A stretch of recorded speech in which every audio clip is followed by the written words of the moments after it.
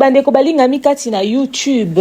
J'espère que vous allez bien. Moi, ça va également. Je me porte mieux maintenant.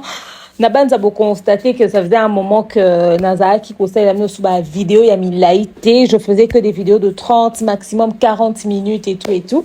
La santé m'avait dérangé, OK.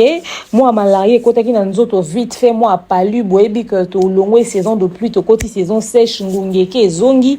Alors fallait qu'on soigne encore rapidement. Donc pendant que Nazaki na convalescence nanga na kwa côté kabinoté na memi bino mingi na moi le poteau hein, les Congosais en français, bah sujet en français.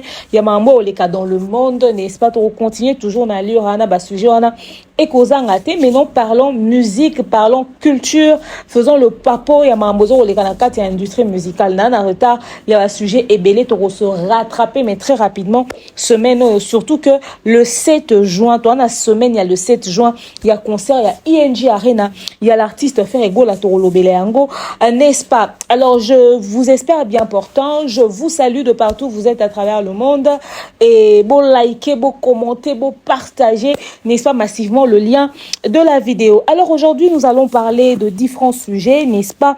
To betali solo ya la team wata et comme le rôle à centre d'accueil, n'est-ce pas? Batuso ba kimi Fabrigas so ba kimi faire direction mbalamoko chez Héritier Watanabe. Héritier Watanabe azon di maroyamba batuana pourquoi? Parce que alinga prouvé faire na Fabrigas ezana ndenga rando na bango est-ce que ezo azo bénéficier na bato nyonso ba olongwa bipa ibiso ba koya epana ye avantage eza nini yazo bénéficier na nini au fait derrière tout cela et pourquoi le choix kaka ya wata pourquoi ba ok pas falité pourquoi ba ok pas gazité et pas robignoté pourquoi kaka et pas wata ba oya pour intérêt à visa to bazo pour intérêt à nini to solo lango dans cette émission bien évidemment to robeta peli solo ya Fabrigas carrière et comme ko tata bana carrière penza ezoko ningane est-ce que tu peux envisager futur mort pour la Fabrigas point d'interrogation tozo komi tunaka répétition et belé ba projet mon pour la Fabrigas to sola yango awa mais encore n'est-ce pas to beta li solo ya l'artiste Ferrego la aboma relation boma relation boma abomi li susu n'est-ce pas maître chorégraphe ya Ferrego la alongwe pas kei et pas wata batu nyoso bazaka kaka mabe Ferrego mutu malamu. La question que l'on se pose parce que tout le monde part et se plaint de l'hypocrisie de Ferrego la hypocrite. Aza vrai na batute a osala na batu 12 aza au fait aza direct na batute 12 ekei ezongi or vrai noko ya solo affrontera batu directement de face. Comment est-ce que faire alinka ba jeu ki zengi alelisi mo na mobali ya batu na nzela ya bilili azoko tinda batu mususu ba ko sala ba poser ba acteur osaka muto longwa même ko azoka ko affronter mutute hypocrisie à faire oyo envers batu azarana bango. On va en parler tout au long, n'est-ce pas, de cette émission. Donc je vous invite à vous installer confortablement, bandego, bon liker, bon commenter, bon partager massivement le lien de la vidéo parce que je suis de retour. En tout cas, comme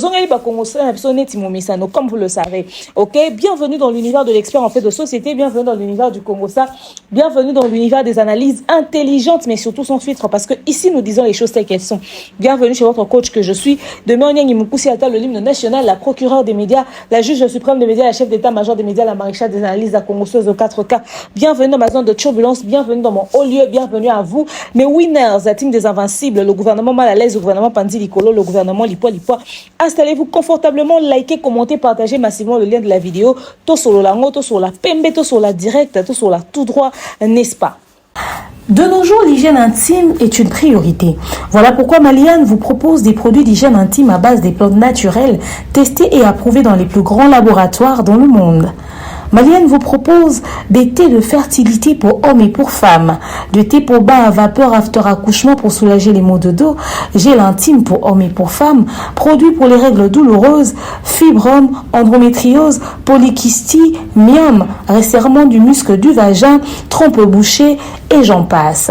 Vous avez également des produits qui vous aident dans tout autre type de soucis gynécologiques que vous pouvez avoir. Ceinture abdominale, vous avez les protège-slips, les bandes hygiéniques Et tous ces produits sont disponibles sur notre site www.maliane.com.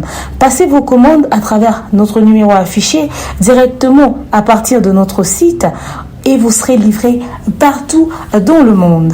Maliane, pour une hygiène intime parfaite.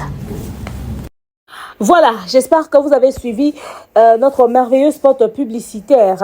Banderognon so bana problème à myome, fibrom, botika oke komi kati sa banzolo kona ba opération, bosse la ba produit malien, bosse abiso confiance, ba produit à qualité sungi basi belé o bazana ba problème à myome, fibrom, kyste ya ba ovaire, règles douloureuses, ba trompe bouchée, AGC keika kwa o soigner la ba musicien to ba comédien na ba réseaux sociaux na ba commentaire wa ba trompe eza bouchée. Ndeko yaka kosela ba produit malien ntango oleka boisela ba produit malien ezo sunga ya kosakana te ba résultat positif surtout ba té de fertilité et pas na biso seli produit malien lobi ba benyo maman alors bo hésiter te koya ebele bo meka ba produit na biso bo ça dit bo pesa nga merci na sengi bino ndoite na sengi no ka merci donc voilà et surtout ba maman o ba na ba souci penza ya hygiène intime moi perte blanche comme moi kilo comme moi kaki et au ça moi mikusa et tout ça vous allez soit à l'est comme ça moi ba solo à comment sentir mai trop polele ça dit et zongi so penza ki bo moi si na yo en tout cas ba produit na biso wana nyonso ezali ba gel intime ya mibali surtout mibali ba comme ça solo a catch na boxeur n'est-ce pas tonton ça solo kala na casquette ya makolo ezali sou kitoko te o ngai baninga na nga ba betaka masolo basi na bango ba yembaka yanga na te so kana mungu bien te azo kimande angine a o kima maladie a o kima microbe a o kima ba odeur comment est-ce que yo soka mutazo kiti mutu tanga otombola zo bela rhume koleka covid papa mutu zole kotanga koleka covid ka so mutu akiti mutu kaka tomboli mutu akomi grippé pendant 1 mois po yo kuna pardon po mutu akita mutu fa kanga zolo batonto ezosa kitoko te ba gel intime maman maliane eza wana ndeko mwasi ozobimisa solo ya ba maman bazaka onyokola biso tonto banda kokola okeiba kango suke tola likosi mama biso balola mutu kitisa ozokoka te neti okufa yo ozobimisa on a 2025 est-ce que ça na sens penza ya so ambike poli ba gel intime maman maliane eza wana boyebi que ngai na pesa rabino toujours batoli ya malamu batoli ya toko batoli ya qualité en ce qui concerne votre hygiène intime. Bon lo bateke obino demain autant boya kaka ba via bato. Ah to pesa conseil awa. Ezali kamwa mutute ezali kamwa santé na yo. On loba kité oh coach yo penza kutu yo kuna pardon. Yoka pesa lela. N'est-ce pas? Alors ba produit sur le site www.maliane.com. N'est-ce pas toujours wana pona ba souci na bino ya hygiène intime malien na zawana aotika bino te bo bengi na numéro na ngai ko s'afficher bo bengi bo comme maman malien ba na ba réseaux sociaux na bino n'est-ce pas alors toujours na sens ya ko rappeler bino que tap sans des wana code promo demeure na tie publicité le temps de changer sport na biso alors sport érosion à kalaté mais en attendant tap sans code promo demeure toujours et là, on est en train de parler avec vous. Nazana sengo ya web sabine loro oyo. Boti yango na mutu bobo sana yango surtout pas. Les amis, maman Daniel Sassou et maman Sephora Kojo ba au la conférence moko ya qualité. Cette conférence au fait et aux alawana pour ko booster biso, pour ko encourager biso, pour ko motiver biso to oser. Venez, nous allons oser ensemble. La tournée africaine 2025, le thème c'est oser. Nous devons oser. Beaucoup de personnes ont du mal à oser. Parce que peut-être on a boosté, assurance.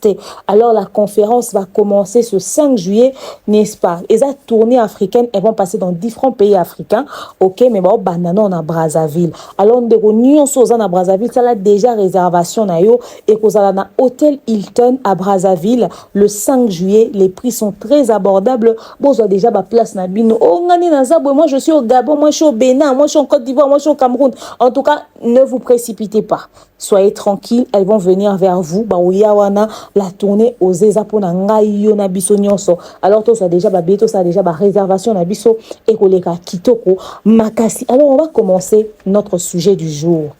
Et to banda sujet na biso mokolo lelo sujet na biso liboso to féliciter na no ba finaliste nyonso bana nyonso ya 6e des humanités o ba ko présenter année oyo. Chaque année tozara na ba finaliste bano ba se présenter ce qu'on appelle baccalauréat na ba mboka misusu biso ezara diplôme d'état. Mais un regret na biso ezali ya komona que ba parents ebeli baza na mbongo te ba parents ebeli baza na difficulté à refuta même ba frais pour na bana parce que mbongo zo circuler te mbongo eza bloqué, la situation est vraiment très chaotique dans le pays. Nzamba sali grâce quand même certains parents bana ba koketa kokoma ezaki journée à dissertation pas si na motema ya komona que chaque année bato ba récalcitrant bazanga akate ba élève mutu pas si bazanga arate. Et on va se retrouver juste après. Salut, je suis avec Kodak Slime, SLI Kodak. Aïe, aïe, aïe, aïe, donc je vois que c'est chaud, mec. C'est seulement chaud, négro, game pas. Poulka, c'est OTF D63. C'est SO Kodak Slime, tu connais, man. Tranquille, tranquille, frérot, tu t'as bien taffé today. Et j'ai seulement taffé, négro. Poulka, j'ai la dose Asmani. Je suis sipping. Tu connais, ah. Poulka, c'est moi, Kodak Slime Bani, OTF D63, Game pas négro. Soudlane Bani, je connais. Tranquille, frérot, on peut savoir les sujets que tu as travaillé aujourd'hui. Poulka, j'ai travaillé deuxième sujet, sujet 2. Sujet 2, comment ça s'est passé? Quoi? Comment ça s'est passé? Ça s'est passé plus, Bani, Poulka, Poulka, j'ai bien travaillé. J'ai même la copie As, Bani, je peux te montrer. Tranquille, frérot. Après. Fatou nous a fait de bien, du bien. Il nous a montré qu'il est une bonne présidente. Il est une bonne présidente. Des gens qui ont échoué, courage, courage. Ne regarde pas l'âge. L'âge, ce n'est qu'une chiffre. L'âge, ce n'est qu'une chiffre. Fatou nous a fait de bien, du bien. Il nous a montré qu'il est une bonne présidente. Il est une bonne. Comme vous l'avez suivi en image. La première image, c'est une vidéo récente. La seconde image avec les filles, c'est une vidéo qui est déjà devenue virale sur les réseaux sociaux. Chaque année, nous aurons ça. Nous aurons droit à ça. Je ne sais pas si le garçon racontait quoi comme connerie. Mais une chose est sûre est que chaque année, nous avons droit à ça. Na évité ceux qui ba inspecteur, ba o sala musala ba convenablement. Ministère de l'enseignement. Ceux qui la EPSP. Na ba apetende ba kabola bino ngakuna nga s'intéresser na mamba ba sarate mais bato ba s'occuper en éducation et ya bana ba ministère s'occuper ya enseignement. Est-ce que vous aurez temps à routine ba inspecteur ba les kan école ba évaluer niveau à chaque bana? Est-ce que vous avez que soki quelque temps avant la période des exétats ba inspecteur ba les ka ba ça la évaluation ya banani o baza digne que se présenter dans examen d'état to ozana ba kaya boité? Comment est-ce que bana ya modèle ba comité na niveau ozana 6e?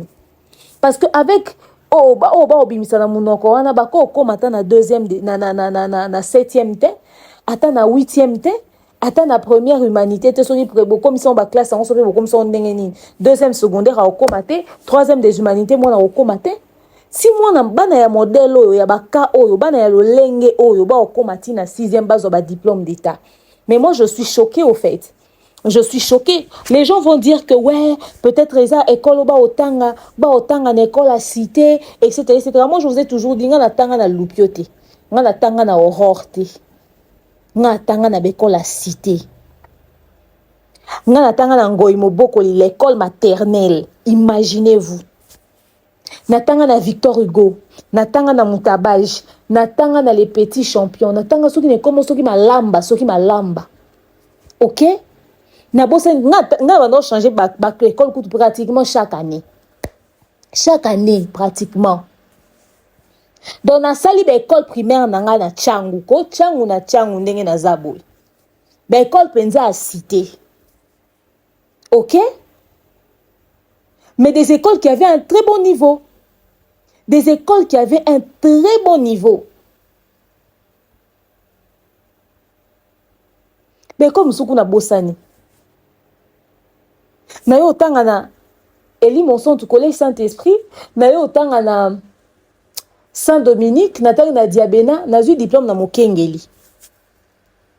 Nga tika lo tanga na école à Sangote, à Kombote, oso malula, oso qui ni non. Bon après c'est vrai que les écoles catholiques ont un certain niveau quand même important. Mais moi je trouve que ça c'est la négligence des institutions. Parce que vous verrez que bana ya niveau o baza talebele na mboko ya Congo. Talebele. C'est-à-dire to kota to bana 6e 100%, 20% nde baza quand même censé. 20% nde baza censé. La majorité au monde, 80%, il y a état. Hein? Non, en connaissance de cause. Hein? Nga na tang na zui diplôme d'état n'école benga mo kengeli mo kesho to tanga kuna ba Jonathan Bilari. Tala demeure, tala Jonathan Bilari journaliste na Digital Congo. Biso to abana mo kengeli. To zui diplôme kuna. OK? Mais to zala pe na baka na biso pe ya lolengo pe ya ba classe na biso. Bazo exister. Alors à un moment donné, pour rendre biso pe service. Moi, avec un diplôme d'état, à cause de la société. Mais avec ce niveau, bana bazala inutile. Il y a ozo mona mona bongo ay batande basara CVT, ay batande basara ata lettre de motivation te. Est-ce que dissertation mutao lo baboy, asal ni na dissertation. Mutao lo babongo lo roi garçon ana. Ba tourner tu as développé quel sujet ba deuxième sujet. Azala na journaliste dans la classe. Ba côté avec na classe mo na journaliste wana. En tout cas, ministère so enseignement so pe EPSP vraiment biloko yo ezo sala ezo honorer mboka na bisoté. Nataki copine nga Mijo nani Nzama. Na pesi mbote sika zwami. Ye na beau frère na biso. Bula na pesi bango mbote. A ça la vidéo azo loba sur l'importance ou encore la valeur des diplômes congolais au Canada. Vidéo ni na moni ba page reposta ngo. Na bien camarade na bandeko. Na moni vidéo na e. Ba page reposté. Azo ko expliquer sur l'importance ya ba diplôme na biso na sous d'autres cieux. Ça veut dire que moi nata azui diplôme d'état nde banda ko ça so que diplôme d'état na mambo comme ça ça na valeur tété et ça na valeur. Donc moi na soka tangi malamu document na e ça na valeur et puis soka tangi malamu on a capacité à défendre en. Mais moi, dans le lengi wana, est-ce qu'on a la capacité de défendre le diplôme là? Est-ce qu'on a la capacité de défendre le document là? Et on a passé pour un niveau intellectuel très bas. Niveau intellectuel très bas. Comment voulez-vous que ma papier n'a pas en valeur, ceux qui sont en face de n'élève à le lengo? Nos diplômes ont de la valeur. Il faudrait que les enfants puissent très bien étudier. Ils ont un suivi à leurs parents. Ils ont un suivi à l'école. Mais moi, on est sous parenté. Moi, on a 6e des humanités sous parenté. Responsabilité école. Boutique élève un modèle comme la 6e des. Ce n'est pas normal. Alors vraiment, s'il vous plaît, bosunga biso na sens yako booster ba étudiant ba élève au fait ba yekula ba apprendre négligence et l'équi trop côté nini makamba na 6e n'importe qui a un diplôme d'état et azo bata valeur na ngote n'importe qui bozo kama toi chômage ezo zalebe des fois opportunité à musala $100 le mois ezo zala mais ba ko engager nani donc bref, moi je suis très choquée à chaque année quand je vois je suis très choquée que chaque année je vois ce genre de choses. En tout cas, et c'est ça qui était. Mais après, dans mon commentaire, mon garçon m'a commis à italien de cause à vie na yo. Vie na bango hein. Moi je pense que même si le ministère te suit pas derrière, toi tu fais bien les choses pour ta vie. Garçon asa futur raté à société. Ba futur raté à société ba garçon ba noter ko vanda na coin avenue ko beta dame quand tu vois tu sais de bango c'est dit ba futur raté à société bango wana à moins que les entreprises attendent mais qui va engager ça qui va engager quelqu'un de comme ça enfin bref donc je voulais vraiment lancer une sonnette d'alarme dans ce sens-là. Revenons sur ce qui nous intéresse le plus la musique. Au moins là-bas on peut même s'exprimer encore. Allons même là-bas même. Allons-y. Parlons musique à présent. Je suis tombée sur une vidéo de Fabregas. Il était en plein concert avec Yamado. Yamado o Yamunini wana. Na moni vidéo ango. Fabregas na Yamado sur le podium en train de danser. Et voilà, à Pessissima, à l'attaque combinaison en noir à Pessissima, à Zorobina, etc. Bato Ganga, à un moment Fabregas a déplacé et tout et tout. Na Fandi, Naoki Mawa po, quand la tête est vide, c'est le corps qui souffre. Donc Yamado, époque où Asaki et Yamado, à l'époque où on a dit moi Sara succès, je pouvais me dire hein, âge et tout ça. Ça dit to l'équipe plus de 5 ans. Ça dit au colis. Mais si les lozaka na ba même délire. On m'a dit na podium, au pesi ba tout simanyo so ane vunda wana o kitele o bana mikie na zolo obina batu batala. Et que quand on cadre un spectacle, la seule question que moi je me pose sur l'exhibition wana ya Yamado, nalina yeba, Fabregas a foutu la ngombongo. Parce que bo utako ndongwana, kala mingi te po se réconcilier. Bo utako ndongwana bo bendana lokwa likambwa, bo ndongwana ki e matie kitie ke zongi, bo wela niawa. Oyebi oyo loba. Bo bongisi. Tengo zoka boyo wana nyoso ya ebele otiango wana obandi ko ningana ndongo ningana kawana kana danse moko yo bakota ko kana ekaka ya parti wana au fait Fabregas a foutu la kwa ngombongo tonto mo ya sérieux baninga bazo ke sango ya BBL yo nzamba sali o grâce o salicité ozanango normalement ba fibre ke sa ba BBL ba ozo ba marcher à somo ba tonton moko boye ba boss moko boye ba to mbongo ba o sopala c'est-à-dire ba zwe lo mo bo ba tian o quelque part ministre mo boye sopela ngola chaque fin du mois. Yoka na podium à Fabregas. J'espère que Fabregas te paye suffisamment d'argent pour t'exhiber de cette manière. Ça aurait été chez Fali, je dirais l'aime sous visa. Au bénéficier d'un visa et puis fallait un carnet d'adresse à bien. Ça aurait été chez Wata, j'aurais dit l'aime sous visa et puis Wata pas un carnet d'adresse à bien. Mais et pas Fabregas. Oh yé mon kona nous carrière les autres tata bana. Oh yé mon kona nous mambebela au salé au simbate. Yé mon kona nous donc na kutu ba sala ba fit na déplique. Kulela et matanga e. C'est-à-dire nyonso Fabregas au sala. Car le roi nzembo akunda sister na minuit na matanga yakala kimoyo ya kusadidiko ya kumvwenzelenge nzambia me c'est-à-dire kunda sister ale yo zuyo nyonso OK etchara kuna pe ba komo bengi bourgmestre. J'espère que ça en vaut la peine. On veut pas que demain qu'on nous ne robet à bino, on va dire à ba plateau et comme à détruire sa vie nanga vraiment, à distraire nga. Tengo matana volonté nyonso ko ningana bongo ningana na poa wana nyonso, necho kwe sama benda podium angu. Wana Fabregas a distraire yote. Mais l'obiso bondongwani bo bendani et comme Fabregas mutu mabe.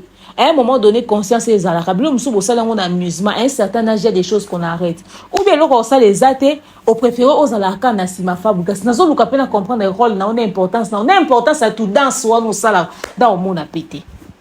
Si qu'on Fabregas fait, non quoi bana. Ngana lobby, il y a une musique qu'on peut le peut pas si bon, n'engagez comprendre, on peut sauter. Fabregas a traversé un moment très incroyablement exceptionnel dans la carrière naïve. Moi, je n'arrive pas à comprendre.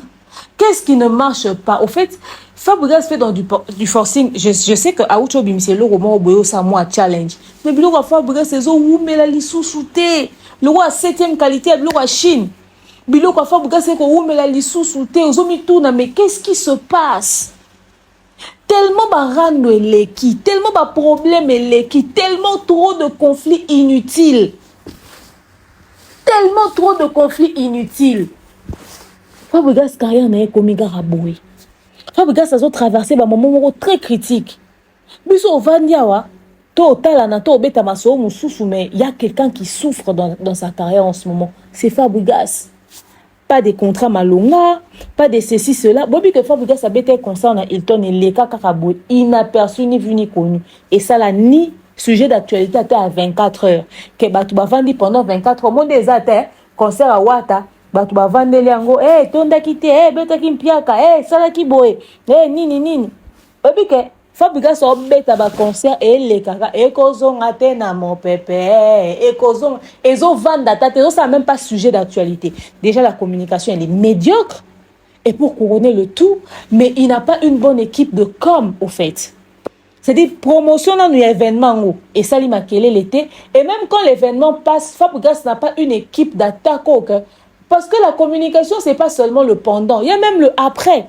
Bon, moi, 3 jours d'actualité, 4-5 jours d'actualité, on décortiquer, concert, et créer un rebondissement. Les autres, on va en parler. Ok? Toujours dans cette émission, nous allons en parler. C'est-à-dire, logiquement, Fabregas n'arrive plus à retenir l'attention des gens d'actualité. Soboyoki que Fabregas a zongi d'actualité, c'est que Anna Randona Moutou. Dernièrement, Fabregas a autre chose en actualité. Dans audio, il y a des plis qui bima qui doit le sur lito kabula bango. Après, on a nié. Il faut réunion et ça la manette wapi. Ils ont une réunion des familles, ils ont un échange, ils ont un bas solo là. Nani aiba Fabregas makolo. On dirait merveille à Madoua qui nana makolo. Il y a Fabregas. Parce que je n'ai jamais vu une telle sécheresse culturelle. Je n'ai jamais vu une telle sécheresse culturelle. Au fait, Fabregas a dû traverser un moment de crise dans sa carrière et on ne s'en rend pas compte. Bon, après, Bisoto Oloba. Mais est-ce que lui-même, il est conscient du climat qui règne dans son orchestre? Est-ce que lui-même, il est conscient du climat qui règne dans son orchestre? Il est vrai que par moments, tout le monde a Zaranaba O Nababa. Il y a des moments où, excusez, chaque entreprise est traversée à la situation de crise moroboy. Mais quand ta situation de crise a duré plusieurs mois, pour ne pas parler de plus d'une année. Parce que la dernière fois que Fabregas a vraiment été d'actualité, c'était quand? Bon, moi, à l'époque, à Casino de Paris, il y a un semblant d'actualité. Et tant on a des plics, et les gens se disaient que, ah tiens, Fabregas n'a des plics, etc., comment ça va se passer, moi, curiosité, on a. Mais ça n'a pas trop duré non plus. Mais au moins, quand même, on a parlé de Fabregas. Mais après, on a ceux qui, au Zénith, ceux qui concernent, moi, Bercy, ceux qui, là, on est, moi, Ngabetaboui. Bah, annulé sans suite. Bilo, comment peut abîmer ça, n'a des plics. Et Betara, nulle part. Donc, Makambo Belé Salami, au fait, Fabregas n'est plus d'actualité. Moi, je pense que Fabregas, il est temps au Vandana, non? Au s'asseoir. Au mekako réévaluer d'abord chaque point entreprise nayo. Au retard la nano. Parce que même ma danseuse nayo, un orchestre nayo, kei, et bisika ke kuna bazo évoluer. Danseuse à mon accord, le roi nia ou na boutou. Ou ya ko bimé le roi nia ou na prophétie, son église, on a délivrance. O danseuse oyo bimé na forme nia. Yo wana zana poto, abini, alobisi. Elle est même plus d'actualité même que tant Azaki et Panayo na owana mususuana.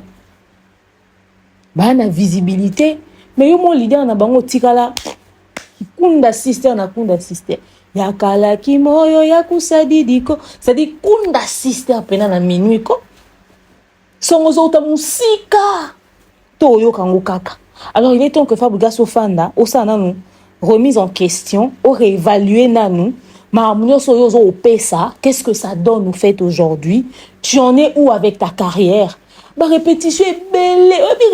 Oui, c'est vrai que la répétition est la mère de la science. Oui, mais répéter belle, pourquoi? Ça, c'est la vraie question. Je répète autant, pourquoi? Pourquoi je me donne autant à fond? En espérant quoi? Parce que on est... Bozo répéter, bozo peaufiner. Et ça rappelle la motivation, sur les un projet en cours. Ceux qui ont la planification en cours, ceux qui ont l'eau espérer. Mais quand il n'y a pas de projet, il n'y a rien d'actualité, au fait, ça fatigue aussi. Adrénaline ou en exaté. Et puis même ceux qui ont soda, il faut pas zapper un argument. Tu peux communiquer sur binoté parce que les réseaux sociaux, les réseaux sociaux, Tango ozo bimazana na maloba. Tango ozo bimazana na manduki. Tango ozo bimazana na makambu ya oloba. Oko bimato bando ba vai que vai te. Sko bo pesa bango ba arme ya défense te. Neti na minute onde ezabwe. Dadi mola. Azara na manière na yo communiquer on a d'accord na ngote en sa qualité de directeur de marketing. Mais na minute mutumo a Fabrice Abimi ayo communiquer Dadi mola bima mais Dadi mola on massacré au sakanatin parce que concerne bango boloba ou pas d'hommes de Paris eza d'actualité. D'hommes de Paris memi batu plus de 45 visas. D'hommes de Paris memi batu poto. OK, visa penza ya makambu pe ya ba long séjour. Batu a Fabrigas so ya plutôt hérité watana bena poto c'est bon tout le monde a bango en image ba vivre pleinement leur vie. Même ba le pas Fabrigas ba kepe héritier en même pas une année, en même pas 2 ans, ba wana da ba visa poto ba vivre kitoko et au moins appela quel changement ko. Oh, on met tout na mais oh, et pas Fabrigas azaki boy. Ils ont dit moi ndo fa na ndako mo boy. Bon moi ka fa na ndako mi ba moi on sert à liaka. Tant ko mi na ndako musundo yo mo na te changer na bilambe changer, na santé changer mi lobi donc c'est que kuna bande ko souffrir ko dans la minute au bas bimisaka au Francis Libaya na mutu mo ya Fabrigas boyo neti boy pena bo sali ka erreur que boyo sala bo boa ke wata jeton bolo bane netini. D'hommes de Paris tonde eza d'actualité. Eza d'actualité. Et quand la minute d'hommes de Paris ils ont d'actualité parce que faire en bête le 7 juin. Déjà d'hommes de Paris ils d'actualité par rapport à Batou Bamima qui critique par rapport à concert, il y a Mamboleka qui est producteur, il y a organisation, il y a prestation, il y a l'obésona, roi David, etc. Bamaramouana tout. Bamaramouana tout. Et ça est déjà d'actualité. Si on a des critiques tant positives que négatives, d'hommes de Paris d'actualité. Ce que tangu kaka faire obeta le 7 juin. Ce qui batwa wata ba na makasi wana te ba biso auto na volonté au sa comparaison. Énergie comparaison eza. Et coïncider par que na biki kutuka période dans. Donc tokoya penza to bando to d'hommes de Paris to vandisi to ING to vandisi pondenge za boy to loba ba to faire ba osa makele na réseaux sociaux ba na plus de 5000 billets non vendus et au telengana banganda ya malewa ya poto plus de 5000 billets de faire pena konenga za boy so akabi billet te ata kabi au kabela 1000 personnes na poto billet osu bangwa osu ba 1000 personnes na au kabela billet. Donc ezana bateau ba okota ING arena na porte pour lele tozalia wana eza sujet mususu ezoya.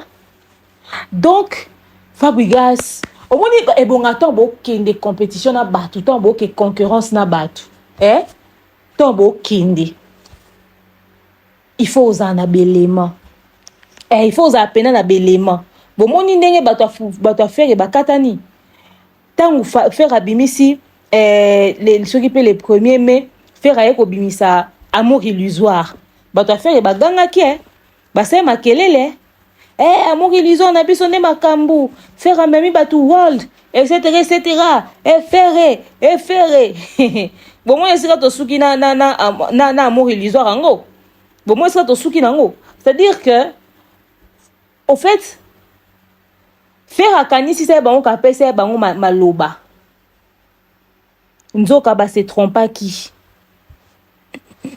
le temps est d'actualité les lezo bêta amour illusoire faire à koki ko expliquer moi tati na TV bomoni sika to komi mage ba booster qui visibilité na YouTube c'est-à-dire lelo golois ata azobi aya ko défendre amour illusoire a ko défendre on a maloba nini so mukolo nzembo ya bi ko expliquer muti bozo permettre ba équipe ba communication na bino ba ko sa musala comme il se doit parce que au fait, bima sans armes, bima sans manduki, bima sans yango. Fallait landisi mayanga, fallait landisi le temps.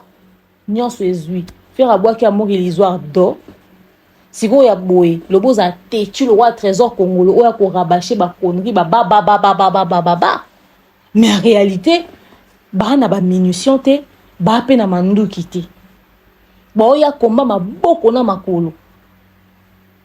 boya komba maboko na makolo ebongaka tango bo osala likambo yango te ekebeleka yango tango bo osala bosangani bosakani bokopolemika ngo bopolemikaka il faut batuno bazana manduki bata Fabregas bata na élément au boswanela na réseaux sociaux te na minute o bandenge mona muto osa aoloba na langage des signes ndenge moko na muto aoloba na langage des signes donc na minute ba activer mode sourd muet musical bata Fabregas ba sourd muet musical ba ne loko loba te bata faire écoute ko ba osata na les 7 jours ba ko tila ta munoko ta mukie to ya kuna. Donc bref, en tout cas Fabregas zonga non na usine réfléchir nan kota non na bokundo limite tuna qu'est-ce qui se passe avec toi? Qu'est-ce qui se passe avec toi? Mais na CPI j'espère que pour CPI comme la bana pembeni ya goga totorina ya tembe omoni bana bana santé ye bana moi litama bana moi te ezui donc voilà quoi bana basali bon choix ya okende sika baza à l'aise donc voilà et des fois papa moboko les roses à la mieux que papa moboti quoi. Bref, parlons de Ferregola. J'espère que Bolanda analyse on a ça sur makambo ya amour illusoire. On a kuna bi bandeli pena ya kionanga, mais j'en avais quand même parlé parce que j'étais très choquée de ce passage médiatique là de Ferregola, donc je ne pouvais pas laisser passer ça. Mais lelo esangisi biso na bino awa. Avant to beta lisolo ya refus ya visa ya kindingu. Avant to beta lisolo ya ING Arena, plus de 5000 billets ezo telengana nanu na banganda etekamite soki na baboko ya bato banganda plus de 5000 billets za siko kuna na salle bateki combien batikali na combien. Donc mpia kamoko zo ko s'annoncer au sakanate pour le compte de Ferregola na ING Arena ba Gaulois bo confirmer nga yango na ba commentaire. Torobanana nuna la manière dont Ferre traite ses collaborateurs.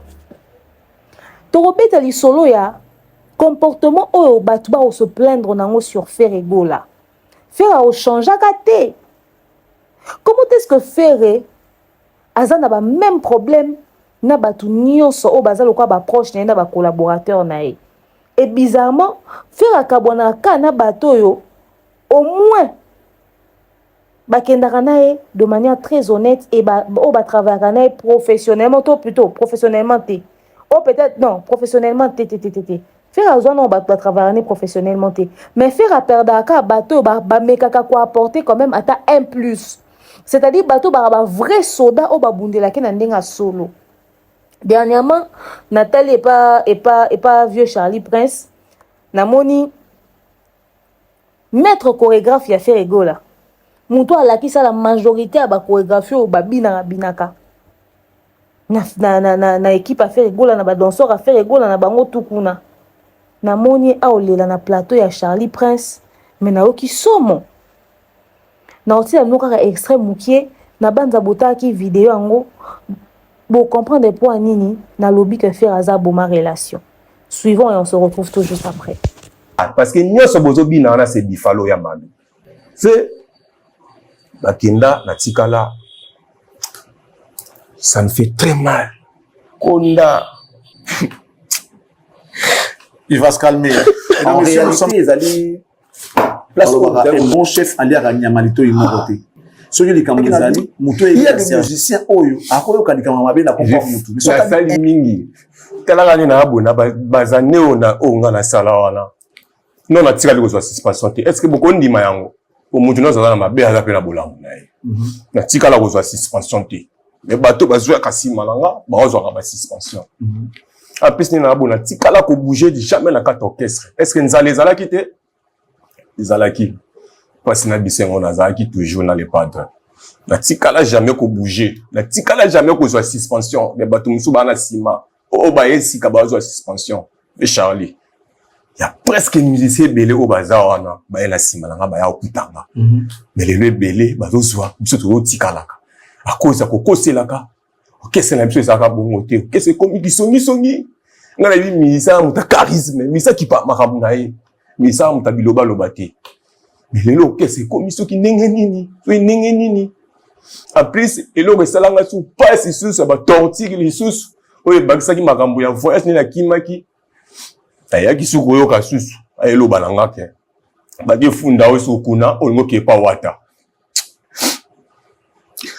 oyo nga na okela na place moko te naza pe na ide mpe ya mabe te baki eloba o nga wutu nde nanga boye po alinga kende na lateme po ezayoka yango lisusu mosi na ozwa so babuto lisu ya makasi nde nabona na shwa te oka bakoselinga makambo ke ngai nga nakende pa héritier oyo so babaki mpona eza lokola matabisi babakiselinga lisusu nakokeka na lateme wata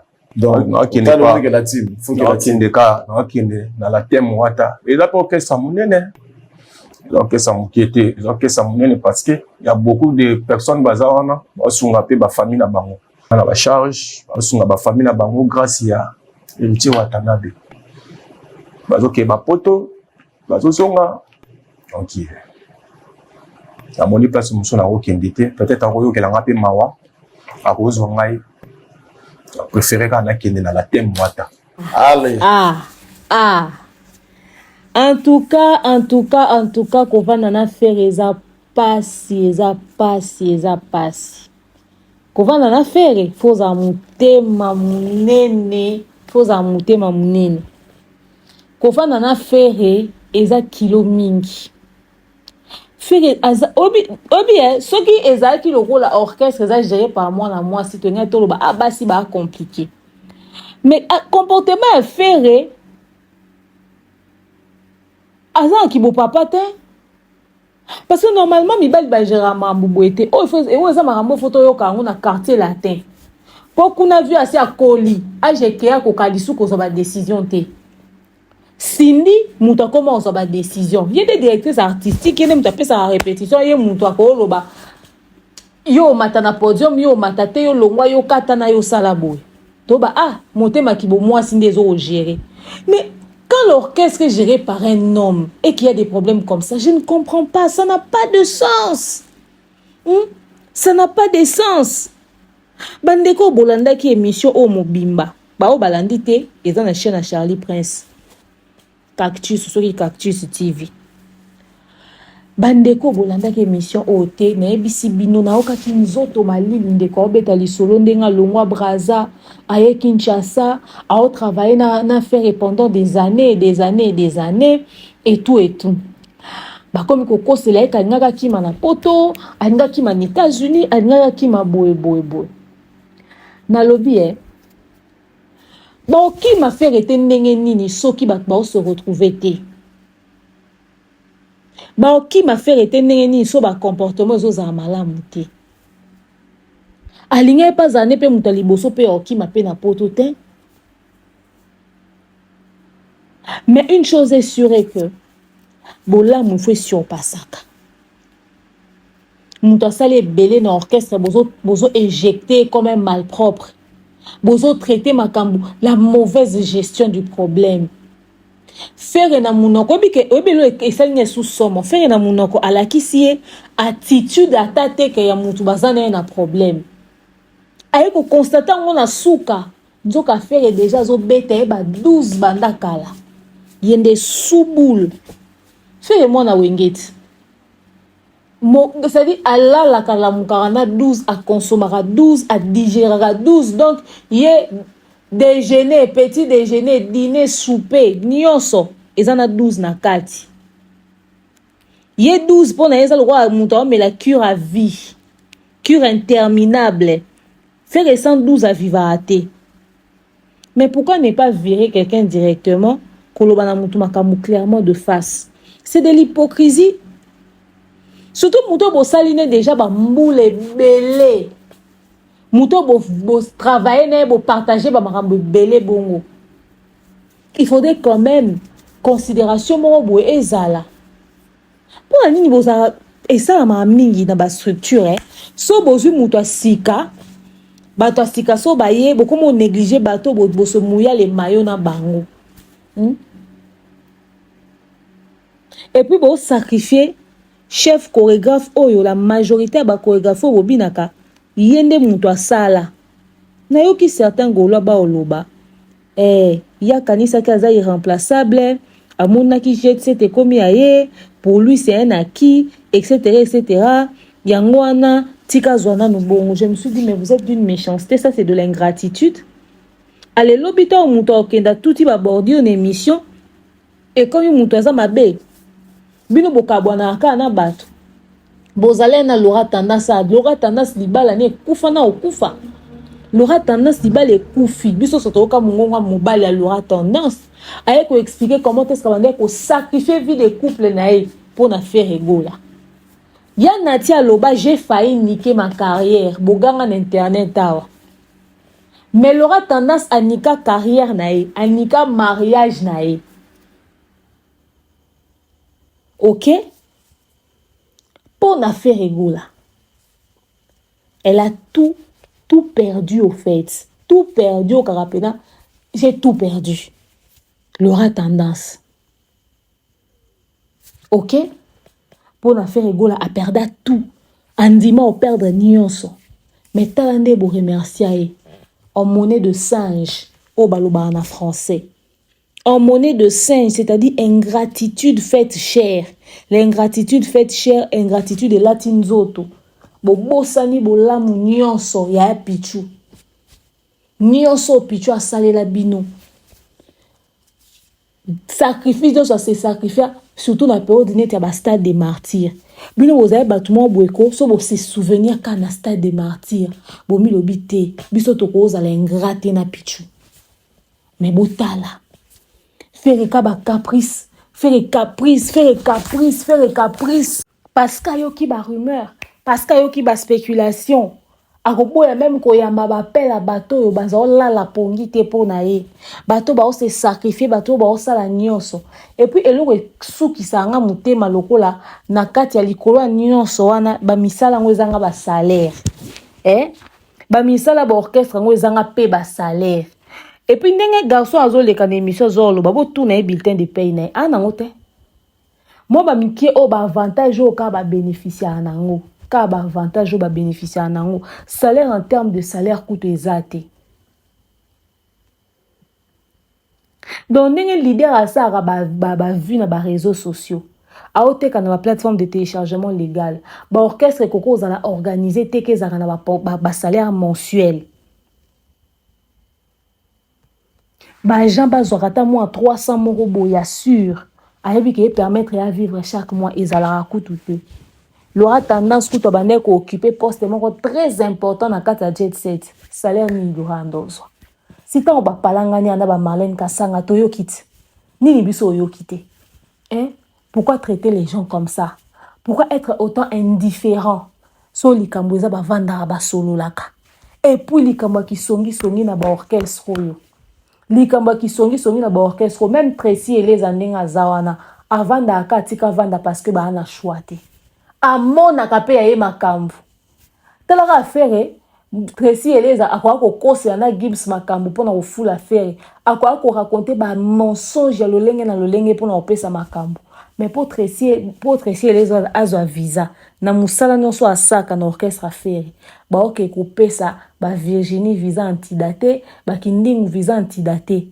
Mais muta osala sale boulot le roi Tracy azate eliko nango visa oyo ye Tracy akende la poto beka muta pesa.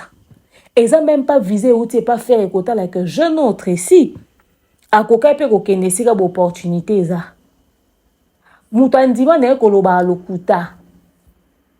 Alors ba makambo eza na sens te andimi que tant batu l'analyse na baloba yango garçon au soit disant tanga zo bimazo ba boendeni Tracy andima baloba ni bongo ayo yo loba makambo pa you know no sense de no sense pour na faire mais elle comme na ngonga visa ata ya antidaté Tracy azo visa pour na beka so pour na beka te le Tracy akenda ta potote. Can you imagine guys? Gars bon mon appelle concert à INJ on a zo yo ke pe ko lobatin na o sentir ye pe présenter. Ya on est Christian wa kena na wapi. Bato bayaka pona ko prêter faire une main forte. Ndeka bakendaka. Na Charlie Prince aza délivré. Oh. Viens na biswana. Aza délivré. So bozongi na chaîne nanga. Makambu na banda ko sala vie. Na ndoka nga vie ka lokuta na loboko boy. Na banda ko kanga vie lokuta ka na loboko boye bandeko na ngai. Botu na Charlie Prince abete ya bino sango. Botu na Charlie Prince abete ya bino sango. Charlie Prince azaki so basali likita na bango ye. Tracy au trésor congolais yambi bon émission so ba betika analyse mo pour vieux pena no hazana azaki expérience professionnelle nenyo so tie pembeni azui âge nenyo so tie pembeni vieux accept andima pena ami kitana niveau ke to fula ka affaire to tia ka leki fali pour makambo ezala po to ana choite taka muto loba ke cadre photo leki disque d'or bota niveau nanu Charlie Prince a mis kiti ça na savoir na donc pour moni posa pembe na faire tellement qu'on en a l'élément réel te oza l'oblige ko hypothéquer intelligence na yo o hypothéquer savoir na yo ozu marambutu oye kola na classe bo motono dioso oni atia ngono mambeta botu na Charlie Prince azawana mukolo to vanda ne plateau moko boye soki pe ko existaka ke ayambi nga to na yambie toko betela bino ba anecdote bo buka na panzi bo seka awa bando pesa bino ba référence à be mission nga na pesa bino ba référence à be mission bo ndimate oh viana kona nyoso sa na TV biloko ubi me yango yaya o sango na nkoto ndeni ne bandela zaka bongo te azaka nga so na sali ba analyse nanga so na sali be mission nango moi ke a réfléchir ça aya réagir pe à lobby avec cette petite sœur là de logique tanga comme au traîner kana ba Congolo o luka circuit et okota pembe na faire batikele passe okomo mituna au fait on est so OK ça la pembe na faire so ngo travailler na faire OK na lokiti mutu ba fongoli ono mutu ba fongoli ba bimisi bongo ba longwe na cerveau babi awa il faut za mutu polele c'est à dire cerveau bazu ba ke ba tia anta quelque part ba simbisi non cerveau non il faut ça la mutu bongo na ko expliquer bien ngoto biloko mo Charlie Prince aloba c'est à dire au combien de niveau que et puis des fois zaki mutema esuka à moi pena que botier bango devant fait accompli bo coincer bango vers mur moko boye a otala que il faut bundela ka faire il faut argument bima parce que mutu bongo wana ba Virginie boyo tia munoko leo ba golo ba Virginie bitumba Charlie Prince abunda biso ba leki bia misika kutu ata bana tebo to yaka to ezonde bo humilier mukolo. Est-ce que ça a une mission au Virginie sala ya sango ya kombo penaka ayo sala analyse mo sur faire résoudre koleka c'est-à-dire référence à terre ba ko banda ko ya lobata pour na faire ba Charlie Prince bon mon ande trésor congolais soi-disant politologue averti ba absurdité ya raconter na démission na parce que ce qu'on veut défendre faire il faut un homme à casse na lokuté faut en créativité Charlie Prince mukolo lo kwa yeba vandisi na Tracy eleza ba okose mambo ba ya ba chiffre na YouTube o bana ba preuve ba bank très Charlie il faut betanga lisolo ana ezaka no ndeni bo planifia ka ndeni likambwane lekela kanga na mutu na kokalika eso ezane lo na eshokanga au fait à l'époque sikoyo nga mona ndakute na yebi pe makama ba musicien te so ndeni ce qu'on a mona ba okosa moi je prenais ça à cœur je dis ces gens sont des fous nzoka za peda mama système bat ba vanda ba ser réunion ba bito kosa bon alors batu ba so muya ba mayo pona faire ba yo kosa pona yo ba sala boy pona yo siko otieke yo fozela ba un grand ba niveau wana alors non ça c'est pas possible au fait you know ça c'est pas possible okozela batute oyo baza prêt à se mouiller le maillot pour nayo ba se sacrifier pour nayo les gens qui donnent tout na milieu oyo ya musique nenge kendele neti garçon oyo akoka kolongwa ne pas faire kala akota peut pas fallait azarane pe bien Parce que faire ça là, moment où a voyagé raté, faire ça là, moment où a zana concerté, boyebi qu'à une époque, période où ka Charlie Prince ba au bois café et kuna eke zongi, bisope koto eke zongi. Faire ça où zana concerté, faire ça où zana événement, bisonde to banda kwa ko sala makelele. Bisonde to banda kwa ko sala makelele, faire ça où zana ba son sur le marché, ta ça où zana ba bilo côté, tout la preuve. Toke ka musika te, et bon likambo tia date. Qui sinjo randa la musa feria wana tia date faire azao ça na ba date na pasi faire azao ça na ba calendrier ta azao ça na ba concert faire azao so abimisi calendrier fake mais au monde que ba fan pe ba ondi ma faire akabona na ba soda moko boy o ba bundeli na ndinga osakanate ba Charlie Prince bazana ba raison à un certain niveau. Parce que mon taouti poto soki l'aura tendance à Kinshasa pendant que bitumba solo et ça mana Kinshasa mon taouko ko bénéficier peut-être na poste on est cause quoi Charlie Prince parce que à ça là ya mingi aeba ki déjà ba circuit tout mais té l'aura mo boye ba pesi l'aura non azana dynamique té et puis aza mutu ya makambo na pété l'aura za ko ça l'émission au moins que maman mo muto ça l'émission pour l'explication l'aura na ki bo maman nyonso or ezaki eza ba maman il faut qu'il na ndenge mo boy communication faut s'orienter d'une certaine manière parce que l'aura a mon on ka qu'on dirait za raga a mon on de TKM l'aura ba discours lokola ba antenne aya kala siko ya ba ndenge ya ba vieux joka neti soko mon caribou variété au bando 4 bon minute pour voir ma banga n'habité au fait Laurent me mona ba discours moko boye et ba no singa muto azana énergie mususu mais malheureusement après Laurent pe ye muto yaki na donateur ya concert pas stade et ya on pesa ka zo poste wana et puis pe au mona que complexe mo ezala ka na ba bureau wana so ba moni ozana mo savoir na mo intelligence no mo boye ba luka ba finayo ba tia ba bâton dans les roues bazo place na ba pesa ngo mutu mususu po ba mona ka yoso komi wana onde au fond la joana misu et puis de toute façon pe bato bureau ba ko kanisa ka yo fond la misu ça c'est une chose mais yemo ko mukolo société mukolo entreprise yemo faire il dit quoi de tout ça c'est ça aussi c'est ta boîte c'est ton job c'est ton taf c'est ton entreprise bato ba ko diriger en côté c'est-à-dire yo il faut oyeba nana besoin mutu oyo po yé et pas neno zo boye on peut sanga boye yo mo faut des choses yo mo kozana ngote ale bato ne ba ko tsa ba diabo n'évitez so ba tira ba musicien ba bilo na sa ba lemo de ça que ba ko ka kozwa ba décision réfléchie té au moins mutu o a se donné à fond pour kam amatisa faire na ba niveau mo boka ka ba lali na la muki ye souté so monika mutu ma comme poussa na zo ka espace permis na faire tande ba kaboni kutu na mutu ane Charles Tabou azala dia producteur à faire et plutôt manager à faire dans le passé. Album faire à ça l'album rumba succès. Mutaza manager né à l'époque c'était Charles. Donc Charles abandonné ko ba stratégie nini qu'il faut par rapport à ne bazarana ba fali à ndenge industrie à kopa on des a oye ba neni il faut pour que ba ko ba beta la défense arena ona. Tala ba diabo ba kotisa.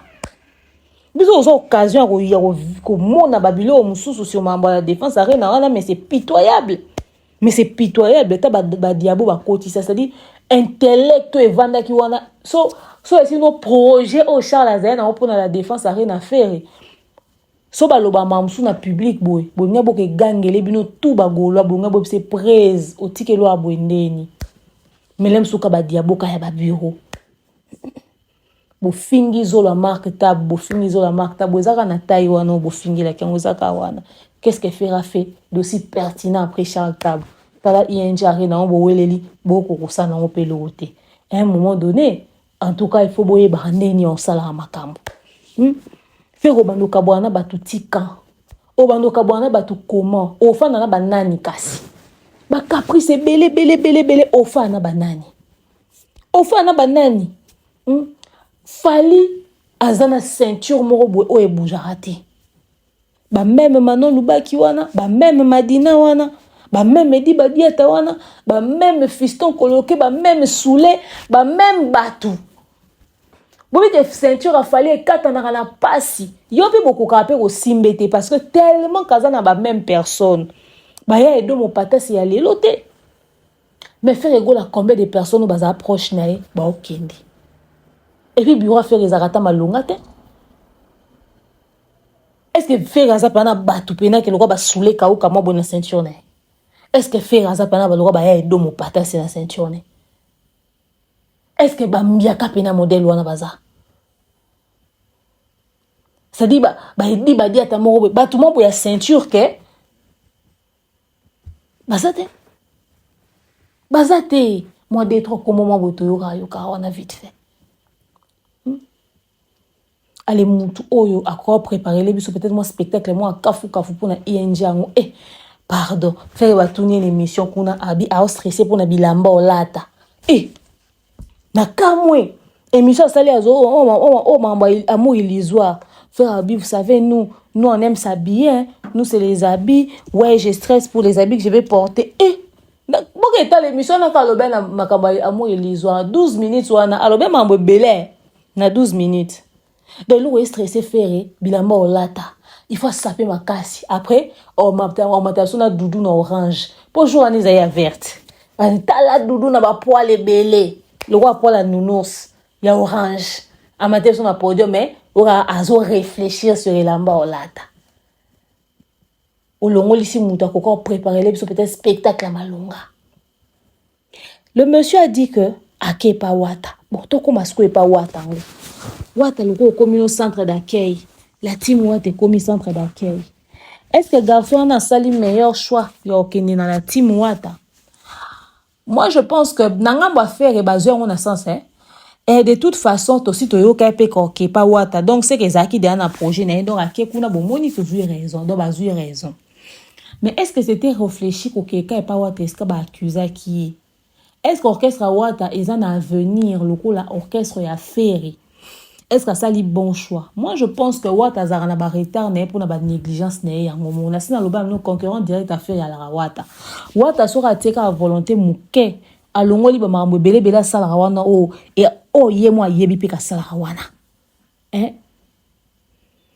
wata soka longoli ka ki sta faire mukie alongoli ki trop play mukie albaxi professionnalisme wata so acheka sérieux mo ka muke pendant une année wata oleka faire musika koke pa wata et pesa ye garçon na makambo parce que clan fait rigolo à nyonso bozana regard sur esika ke nde bato fa bugas ba otala ba Christelle wana nyonso nde pe wata bato fa bando tala ye boluka ba yeba est-ce que ça impact est-ce que tout ça évolution za nini ce que tanga pa te fa bosser dur a pesa pe makambo ngoni a pesa pe makambo déjà na dynastie kuna chenze munae abane pe koyemba pe tiens moi makamne et pas faire avec déjà impact c'est bon le choix OK pas wata moi je n'aurais pas souhaité qu'il pas wata mais pas peut-être pas fallu mais pas fallu qu'aux espaces c'est difficile mettre ma dova ça déjà et puis pas fallu pezara moi cercle mon un peu quand même assez fermé nandimite que na période où fallait au kotisa et puis on en attend on en a image on en a besoin donc choix na ya sali pena OK pas wata c'est bon et kuna au bénéficier na image au bénéficier na avantage belé surtout que wata asala pe makambu wata mulubat wata muluba donc aux orgueils nyo satilo maela tiango wana donc wata kutu azana temps na ya au perdre donc au perdre pena temps la ça faire et que yo néglige batunga na linga batunga na vanda na batunga na zala na batu donc wata otila ngo maela c'est un bon choix seulement akende pe na esprit concurrence tema ke na esprit boulot il faut pe wata constater que apporter pe quelque chose o ba Christelle na ba ke ba bini pe na tout monde ke ba fi ngo ba obina nzembo na bango na osepia na ngote o magoda o ba oyemba si ba fi wana nde ba sali ke nzembo ngo comme viral ko bina mo ba challenge et tout sentir qu'implication na bango za quand même remarquable donc yé pe so ke kuna il faut bosser dur à se démarquer parce que les challenge il y a challenge donc pour nanga et puis voilà mais est-ce que wata sikoyo so ba nyoso sko yo so comme centre d'accueil mutu nyoso so akimi quelque part aye pa nao muno so akimi quelque part aye pa nao bana no mo bo se sentir ndenge nini j'espère que au ça ba système oté que bana no mo bo sani bango okomo propulser ba uta libanda parce que na ndenge concurrence nous pour ça makelele il faut dire bon pas à l'aise pour ceux qui est comme yo comme au centre d'accueil biyamba bamba so boire mawana yo imaginer ngote bamba so lolemo bamba so partout tout son tâté volontaire bamba so $100 mais reçoit quelque part ya mabe et reçoit quelque part ya mabe et siko yo pe a ozo comme au centre d'accueil la team moi ta centre d'accueil en tout cas il faudrait pas servir on a quelque chose. Il faudrait pas que oyamba batu pour prouver biso tout ça par rapport à matalana. Il faut eza à peine intérêt nao. Lelo so zui nani le monsieur a outé pas faire so zui. Yo au bénéficier nani. Avantage na nguzanini à part par rapport à nani ba guerre. Il faut ta peine intérêt na on a kata mambwana nyonso. Il faut l'intérêt non la accueillant c'est bien, kotia bato à l'aise c'est bien, koyamba batu c'est bien, mais il faut pas osala au bénéficier de quelque chose. Et il faut pas servir de quelque chose. Il faut la paix important. Mais nga vraiment ce qui garçon na pas nao. Non lingo PC espace à travail. Francis dit ba ya boyamba bo PC espace à travail. Bo PC espace à haute énergie haute maele abimisa nyonso azana ngwa kamula na wapimele fera pesa bo PC pene espace à travail bo PC valeur oazo mériter à sentir qu'il pena boulot et puis voilà à la l'aise et il faudrait bon mekape ko réglementer ba orchestre na bino on dirait orchestre réseau kendeka na système o ba vieux wera bazalaka na ba vieux JB bara na ba vieux likunya bara na il faut bon moderniser un peu ba orchestre en termes de contrat en termes d'entente en termes de toutes ces choses au fait en termes de toutes ces choses et bana wenge est-ce que vous obligez à vivre na ba 12 ti lelo Jean Lelo pour ça la ka ba 12 bon mon até que ba 12 pour nga 12 à l'acheter 12 à hypocrisie 12 à la lâcheté et 12 à la rabat pour n'a pas sans esprit. Moi je pense que les vrais hommes ça affronte direct. Peut-être 12 est marché à une certaine époque. N'époque en wana sikoyo herba guerre wana ezalaka. Mais na ndinga lelo ba technologie évolue ma amouiza nango. On a besoin ça na ba 12 té. Bon époque yo, bon a besoin de travail ezala. Quand il y a pas une bonne entente, bo vandi bo lobani les vérités en face. Pas 12 ans, ils ont ba faible, ba lâcheté, ba lâcheté, ça hypocrisie, c'est inutile. Il y a aucun na terrain, ba cache pendant que vous pouvez parler direct comme des vrais adultes. Ou je me trompe? Ou je me trompe? Donc voilà. Il faut tirer le phénomène 12 ans. Donc bref, en tout cas, la team Wata, j'espère que beaucoup ma centre d'accueil était. Parce que vous cumuler, arriver belé pour réussir à s'en sortir. Faut besoin important. Et tu y mettre en angali besoin. On a peine souhait l'angeza besoin en orchestre. Un apport au pesa au tiamaeli. Surtout quand on a rage ya ngamba faire. Au tiamaeli makasi. Bozo ko bana fabriquer c'est bon faire besoin. Et ya faire ko besoin. Besoin penza. Et bon là c'est pena que boulot de boulot. Donc voilà. Alors on va finir avec le sujet Magoda. Magoda eza nzembu na oloba yango na oyoka na kilo. Eza nzembu ya lobeso. Pour ceux qui ne savent pas, dans le concert à Wata, quand il a presté, il a chanté ça. Wata lobio a resunga lobeso ba bimisango. Ngai na biboy. Censure. C'est sac. So kanze mwane bimi na kombo Wata bo interpeller bo censurant. Ebetati. Oui. Pour la simple et bonne raison que nze mwane a ben sanité. Biso sotora na mboko yo. Tu sais ce que ça veut dire. Soki kutu ba mama ba pesa sima papa beta mbunda. Il y a ba problème na mboko yo. Soki kutu ba yemba ba sala ba parabole moko boye ka ba problème. Magoda wana eza pire que na kati rouge libanda chocolat, eza pire. Eza pire que misuka liko na cadre sentiment Magoda, c'est pire. Cette chanson là veut dire alobaka alinga kaso pe alobaka soka ke veiller. nzoka kenda kave ya kosa nini ya kosa ya kosangana ya papa na mama kosangana ya papa na mama bolo ba on a lingalo boyebi boti yango na français boti yango na français kosangana ya papa na mama bolo ba on a lingalo bino boyebi boti yango pesu na français nde makambo ba oloba et ba osala na ba mouvement to comme na niveau de dépravation des mœurs à niveau ana et je ne sais pas pourquoi Wata est motivé ya koya ko publier bablo kwa bongo allez lobby so ba sali be mission ba lobby je ne te lâcherai pas Wata batune ba siliki soki kindingwa zulole mone kilo ayo otianga bande oganga muthakala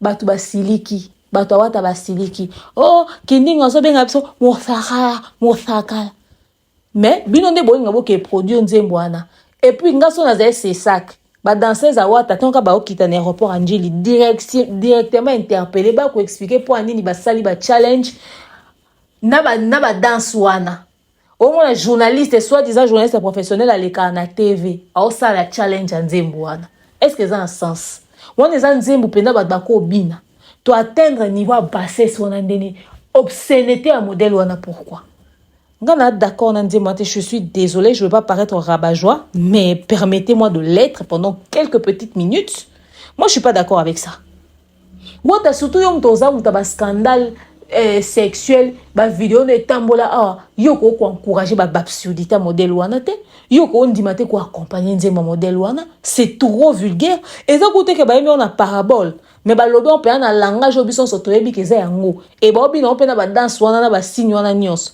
ata yo moko to atteindre niveau vulgarité wana non ndeni et puis non et puis congolais a toujours na motivation na mamba buzoba toujours motivation na mamba buzoba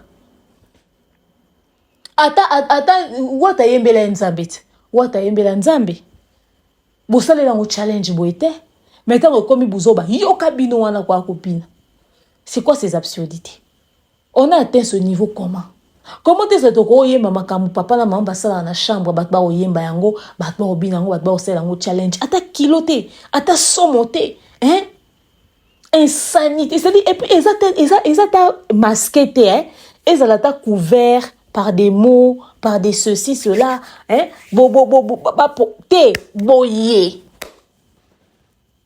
boyer.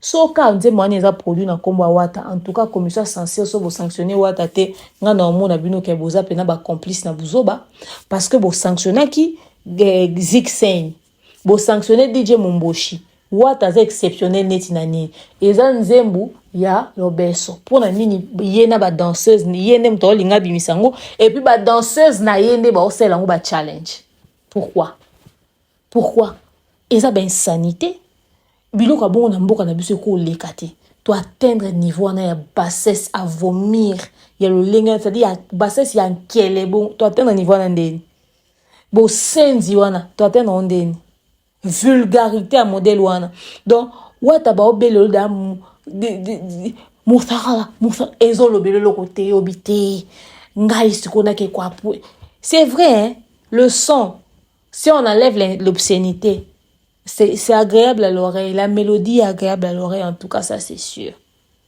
mais le contenu de la chanson ça ne m'arrange pas c'est une chanson à être censurée il faut la censurer lobeso na poto ko bimisa ngo so alingi mais soka Wata ba s'impliquer commission censure interpellé bango et puis c'est ça qui a interpellé bango un point un trait il faut se dissocier ne lokwana donc Wata tika ki muto emba ben sanité na podium na pendant le concert et ça challenge ba to trouver ngo normal mais après lobby la même communauté va venir condamner kindingu so afini Wata na podium.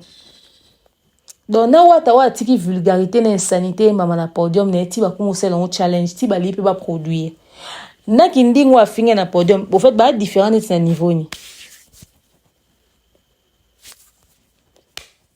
c'est vulgarité qui sert vulgarité ba différent de ce niveau ni en tout cas j'apprécie énormément Wata mais je suis pas d'accord avec cette vulgarité bozo yemba ben sanité ba tu ba répéter en c'est-à-dire la bêtise a atteint son paroxysme. Autant je vous apprécie tous, très chers artistes, mais quand c'est ce niveau-là, franchement, ouf, ça reste mon avis. Hein. Ne vous hasardez même pas à venir m'insulter ici. Vous m'écatez. Donc, ce bolobi, ça pétition non signé Mtaliboso. Cette chanson est d'une vulgarité sans précédent. Bilo kwa boy. Et puis, ils ont bêta. Et puis, n'habitez pas. En fait, bon, yo quand autant bon ça ba challenge. Bon, c'est rassuré que mouton a pembe na binoté. Bon, s'arranger que batouba a pembe na binoté étant bon ça ba challenge. Hein. Oh my God. Enfin, bref. Donc, voilà. Mais sinon, ça reste mon avis. J'ai apprécié le fait de voir musicien, il y a Héritier Watanabe, danseur, au vivre na poto, na on a ba bima, qui restaurant, au tambola, séquestré, kangel bango sika morote, quitter penza na aéroport direct et au vivre vie na bango poto penza poto yango ya poto solo yango elenga poto yango ça dit bozo tambola nde bolingi bozo vivre ezate le roi bato affaire étant bakenda ke États-Unis baeli ba McDo bakangeli bango sika mo ba vandi le quoi ba prisonnier nga bilobi yo ba ko tire mo biloko par la fenêtre tondeni au moins que bato baze épanoui te bato ba voyager net ba voyager parce que ba vandi bon quelque part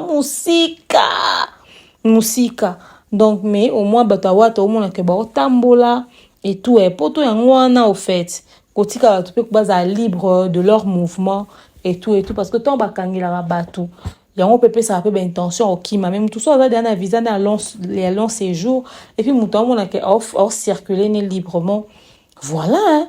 Au moins que mouton a pratiquement na intention pe au kima pété et mouton a peu pratiquement pe intention pe au kima pété bilo pe ça rappelle que batba qui m'a rappelé ba musicien belé parce que moi avec un projet d'avenir exact projet d'avenir exact mouton tika landeni mouton moi déjà que contrat au ndenge yebo est-ce que tu soupo biso to zo contrat peut-être aux contrat dans 3 ans. Au moins que on peut savoir tout pour ça payer OK mais déjà mon so botier na confiance botier que mon toz à la l'aise au moins que mon toz en intention OK maté. J'aime vraiment la liberté au wata a pesi batunae na potongo et on les bien ces jours na bango tout le monde on a ba image ba OK ba resto ba olia ba OK ça be mission ba zape ba moko ba fiku tout ba danseuse ba très à l'aise en tout cas na sepe pe na voyage ya wata. Et puis, comparé à un voyage, il y a concert à Bango Liboso. Oh, Péani, la bon, très ouvert, très épanoui. En tout cas, c'est bon. Vraiment, félicitations à Wataka, Magodande, na d'accord, na monte. Nazolo, bon, écoutez, ça, quel. Au fait, ça me. Peur que c'est. Mais vraiment, c'est comme si j'étais en train de dire. C'est vulgaire, mon Dieu. Excusez-moi, hein, franchement, pour ceux qui seront choqués. Mais c'est d'une vulgarité. Oh my God. Ah là là. J'ai l'impression d'avoir mâché quelque chose d'amer ou d'avoir blasphémé ou je ne sais pas. J'ai l'impression d'avoir vraiment péché. Oh, je me sens impure, Seigneur. Oh, je me sens impure. Je me sens tellement impure. Oh là là.